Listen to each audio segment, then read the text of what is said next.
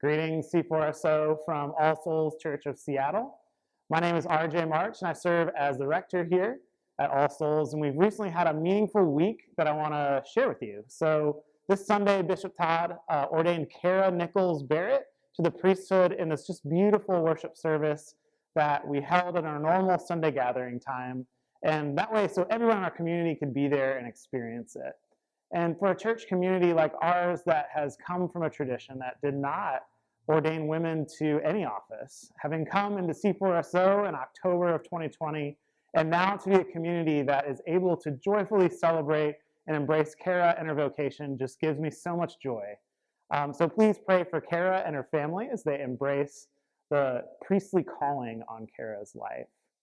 Soon after our celebration, I traded my vestments for a hospital gown and was checked in to the sobering reality of the ER as an infection I had developed began spreading to my throat and my neck and head and face.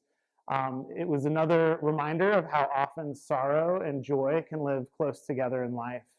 And I was actually thankfully given some helpful meds, and I'm still recovering. You might be able to see even still some swelling, but I'm trying to embody just the core value of All Souls here and showing up on a video today just to come as you are. And so coming as I am into this space, I'm actually really grateful for the way that the ER was a preparation that was even better than any Fat Tuesday plans I had to prepare for Ash Wednesday, which we celebrated, thankfully, as a community yesterday in a way that I thought was just really meaningful and allowed for a partnership too with a local Baptist church that hosts us.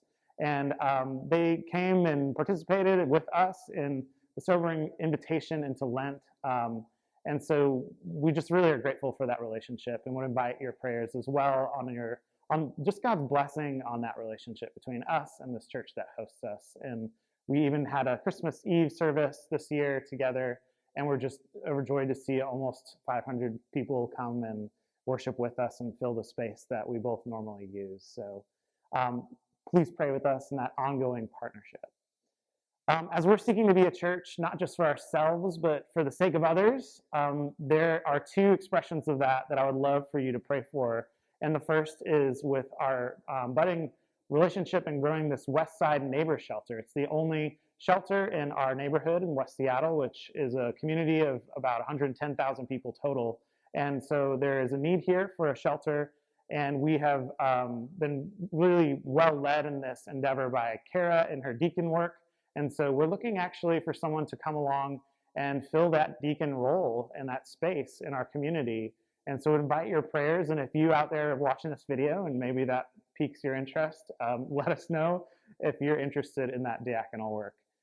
We're also asking for your prayers for Co-work Fridays. This is a gathering that we have and made available to our community to come and bring your work and let our office be your office. And so we're trying to allow for a lot of just different mixing of vocations and different kinds of conversations in that space that are possible when we're all sitting around a table together, especially with the number of remote workers today. And then particularly for a lot of tech workers and the volatility of that industry, we'd ask for your prayers for folks, especially in Seattle. It's a high tech zone. So if you would think of folks to just, in this time of instability, really find their grounding in who God is and who they are to him.